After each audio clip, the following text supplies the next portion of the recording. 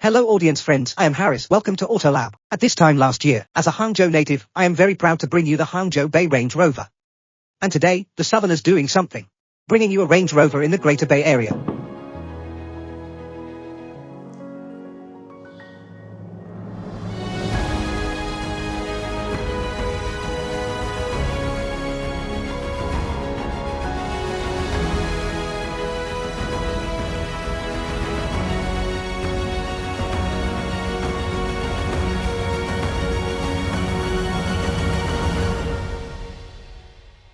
Since the XPENG GX unveiled its appearance pictures.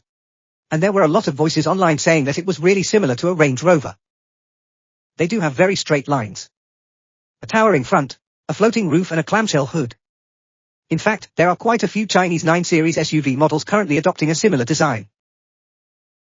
Then why is it the only one that can show the strongest sense of sight? The reason is very simple, is the proportion of the side of the car. Although the length of the whole car has come to 5265 mm. Its wheelbase is very restrained, is 3115 mm, so that leaves this car with a really long overhang. And at the same time, there is a very obvious upward line under it. So it will make the whole car not have the greasy feeling of a 3-row car. It will have a sense of forward dive. And at the same time, it has a big angled rear window and a rear wing. So it makes the whole rear of the car look a little more dynamic. And this is also a very iconic design of the Range Rover.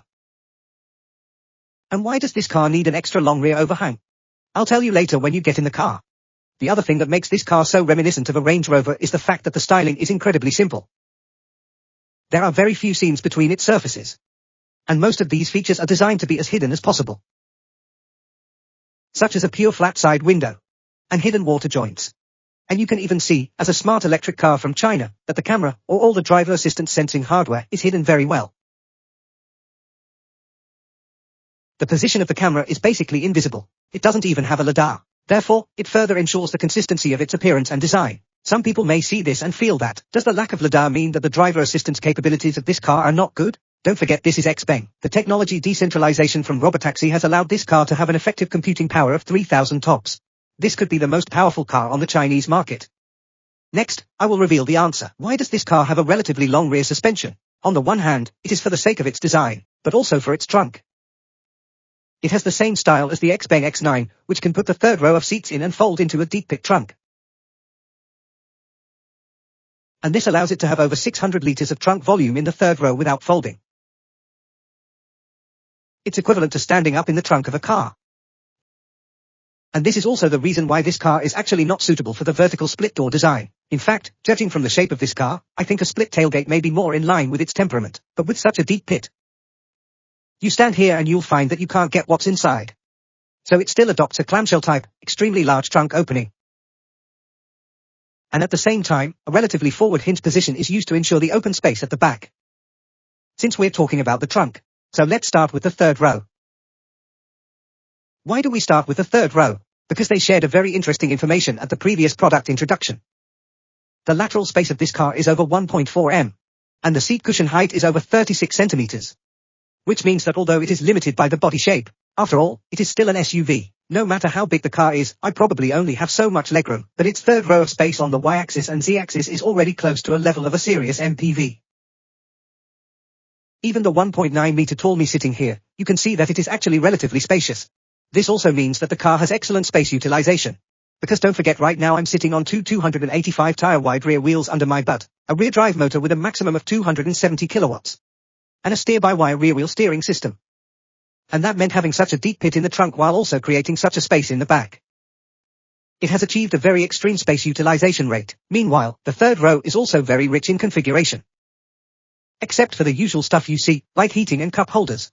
It has rear seat adjustment that really allows you to lie down completely. Although you may not be very comfortable in this position at this time.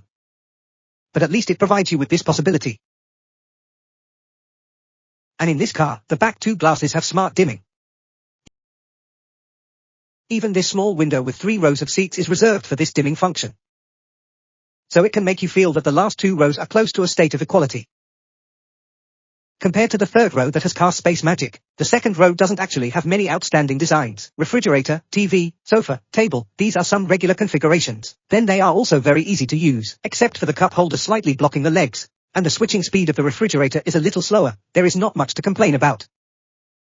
But the second row actually has two design details that I found very interesting. First, as I mentioned earlier, the dimming glass. This glass is really black. When you look in from the outside, you really can't see anything in the car at all. And you put the screen down like this.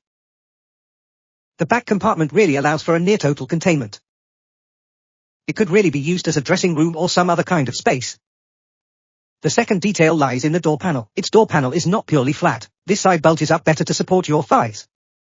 And this side is better tucked in to hold your elbow better. And at the same time, such a small corner can better hide the buttons inside, and also be used as a door handle. I think the design of such a door panel will appear to superimpose all the functions inside. Let's talk about 4 interesting details in the front row. The first is the dashboard. It brings the entire dashboard in front of you with a very elegant curve. It also leaves the AR HUD location. I think such a treatment makes the dashboard very slender, but at the same time very delicate. And the second is its center console. It uses a floating design. It creates more storage space for the lower part. And thirdly, the passenger seat belt is fixed in the seat, which is the same as the seat on the right side of the second row, which means it also has a zero gravity mode. Then the co-pilot can also have a more comfortable sitting position under safer conditions during driving. And the fourth is what I'm most interested in. This car has steer-by-wire and hardware to enable L4 driver assistance capabilities in the future, which means that its steering wheel actually realizes a half-storage state. The entire steering column has an adjustable range of about 13.5 centimeters, which means that when the car is semi-autonomous, the steering wheel can be retracted, so the driver has a lot more room to be entertained and to steer. And I can move it further back to suit my driving posture. And this car steered by wire into the car made me curious about its dynamics. Since the release of the Lishan L9 in 2022, the Word 9 series flagship has been with us for nearly 4 years. So everyone has become a little numb to the conventional configuration of the refrigerator, TV, and sofa. We need some new designs to stimulate our senses. And at this time, this XPENG GX may provide a good idea. Thank you for watching this episode of AutoLab. I am Harris. See you next time.